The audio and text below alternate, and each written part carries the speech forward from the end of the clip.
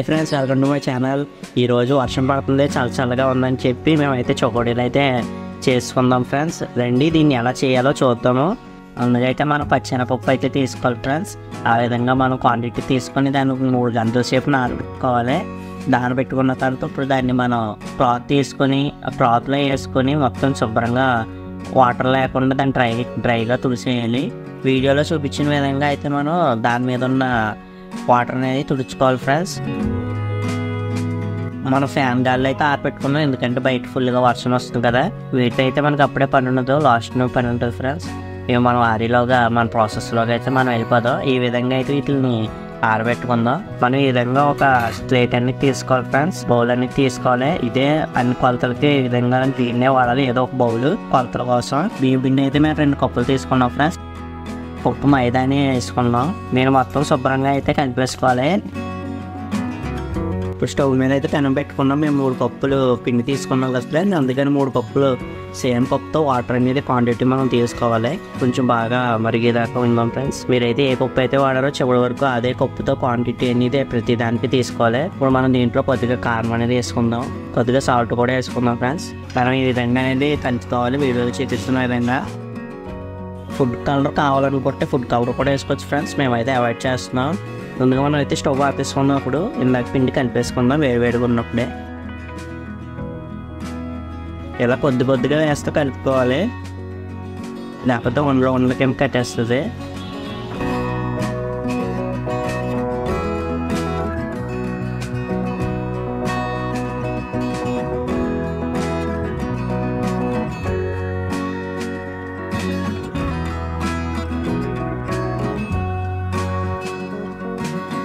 ఏదైనా వీడియోలో చూపిస్తున్న విధంగా అయితే మనం కరెక్ట్గా కలుపుకోవాలి వేడివేడిగా ఉన్నప్పుడే. కొత్త గోదావరిలాగా అయితే ఉంది ఫ్రెండ్స్. మా ఊరికి అయితే ఎర్రగోదావరి వస్తుంది. మీరు గోదావరిలో అయితే కింద కామెంట్ చేయండి.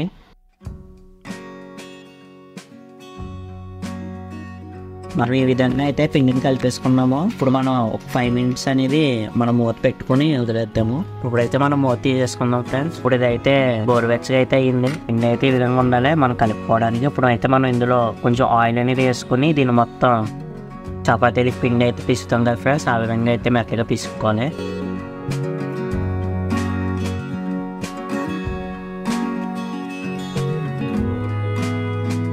మనం ఈ విధంగా అయితే పిండిని అంతా కలిపేసుకోవాలి.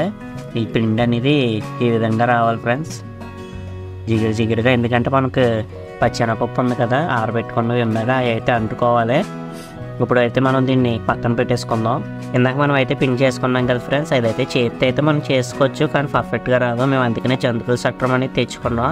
దీంతో అయితే పర్ఫెక్ట్గా వస్తుంది. జంతువుల కన్నా కొంచెం లావుగా హోల్ ఉన్నది తీసుకోవాలి మనం ఫ్రెండ్స్. దీనికన్నది ఆయిల్ అనేది ఈ విధంగా మనం పూసుకోవాలి ఫ్రెండ్స్, ఎందుకంటే కొంచెం టైట్ అవ్వకుండా ఉంటుంది, లూజ్గా వస్తుంది. మనం ఈ విధంగా అన్నదే పిండి అందులో పెట్టుకొని దాని పైన పెట్టుకొని పిండి వేస్తాం. ఇప్పుడు చూడండి ఎంత పర్ఫెక్ట్గా వస్తున్నాయి.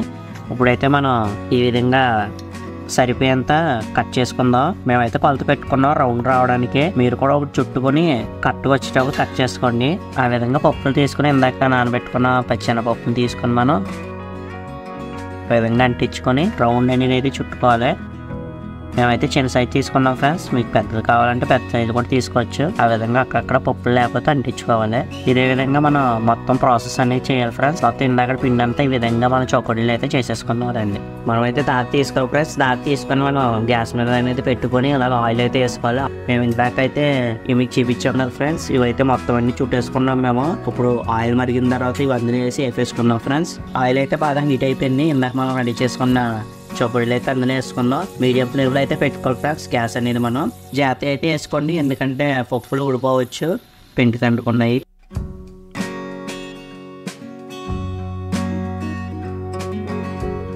ఇప్పుడు మనం ఈ విధంగా అన్నీ వేసుకున్న తర్వాత 2 మినిట్స్ అయితే అలాగే వదిలేయాలి, కదపకూడదు, ఎందుకంటే పప్పులు ఊడిపోయే అవకాశాలు ఉన్నాయి. మొత్తం బబుల్స్ అన్నీ తక్కువ అయిన తర్వాత ఇలా కనిపిస్తున్నాయి కదా ఫ్రెండ్స్ తేలినట్టు నూనెలో, అప్పుడైతే మనం కలుపుకోవాలి.